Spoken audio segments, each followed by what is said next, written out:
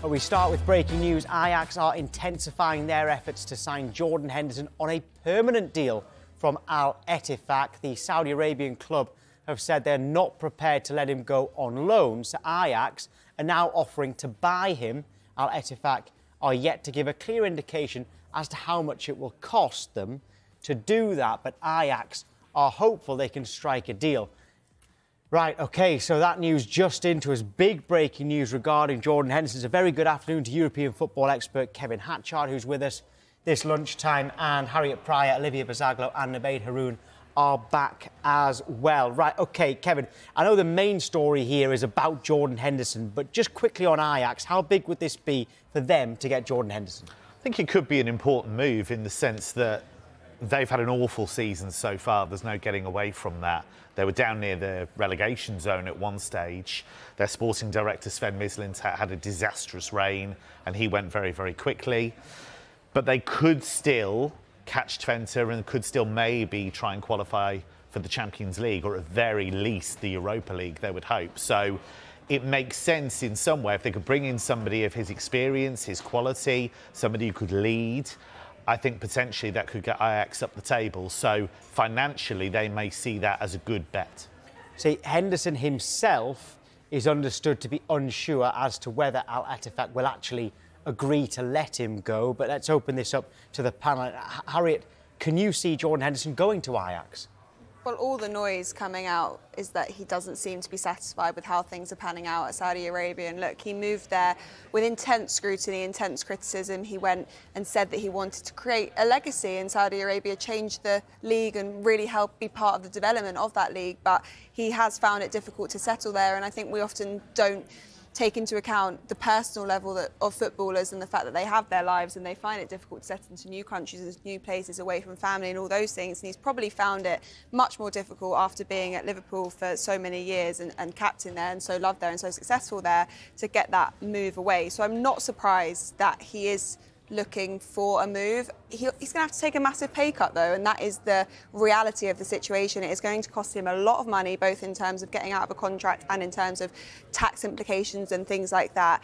And also the fact that Ettifaq, I'm not surprised that they aren't particularly keen on a move, because reputationally they've been trying to bring all these players over, and if a few of them start moving back to Europe, how does that look for them? So I feel like for all parties, it is just a little bit of a difficult one, although it does make sense for Henderson and for Ajax. And another thing to consider in this is that he'll want to make sure he's got the best chance of being in the Euro squad and playing at the highest level and having the opportunity to go and be part of Southgate's squad. So many factors in this, but am I entirely surprised that he wants to move away? No.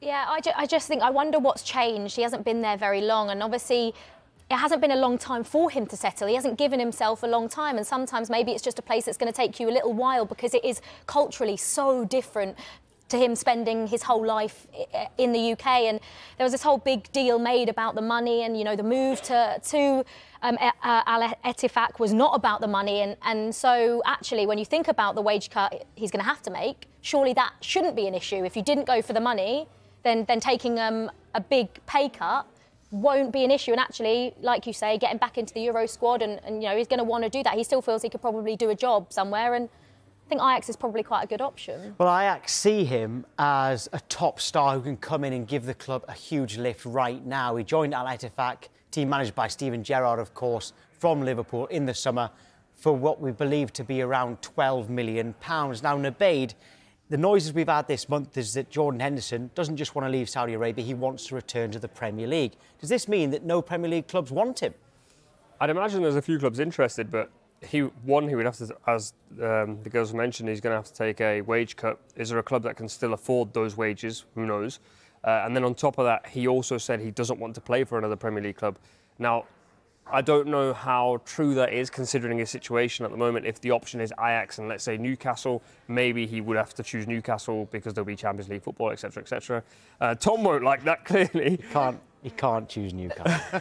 Of course, yeah, having played for Sunderland. Yeah. But I do wonder if there are Premier League clubs interested, are they willing to pay a fee? We've spoken so much about financial issues for many of the Premier League clubs. Then are they willing to pay him the amount of money that he wants? Then is he willing to come to the Premier League? There's a lot more factors in place than there is maybe going to Ajax. If you think about when the move happened as well, it was quite opportunistic, wasn't it? Because I don't think Liverpool were planning to get rid of Jordan Henderson in the summer, and then the conversation happened with Klopp, or that's what he kind of said, and he didn't think he'd be as much a part of the plans as he wanted, so he looked for a move away. And I think at the time he maybe did assess his options, but when Saudi Arabia came in, he took that opportunity. He said, and Liverpool as well, they were getting a fee from him that they weren't expecting. They were trying to make something of their midfield rebuild. So I feel like it all happened a lot quicker than a lot of people were expecting. I remember back in summer talking about it, and a few days later, the wheels were in motion after saying that's never going to work. Did he assess his Premier League options at the time before saying he wouldn't go to a Premier League club? Because, you know, someone like James Milner, he got his move to another Premier League club. I feel like there would have been teams that could have used Jordan Henderson. 100%. He's only 33. Milner's got a few more years on that, and there were teams that were after him. So I don't know if in summer there actually wasn't other options other than Saudi Arabia. Kevin, with the Saudi Pro League, Jordan Henderson isn't the only person who went there in the summer and is already trying to find a way out. What's going on out there? Well, I think with any league where you're making lots of signings at once and you're trying to fast track a league to a new level, you're going to get some wastage. You're going to get some players who don't settle, who don't want to be there anymore. It hasn't quite worked out for them. I think that is the nature of trying to develop a league so quickly. There's this talk of Karim Benzema not being happy at Al Ittihad and maybe trying to move. Roberto Firmino, Ruben Neves is another one.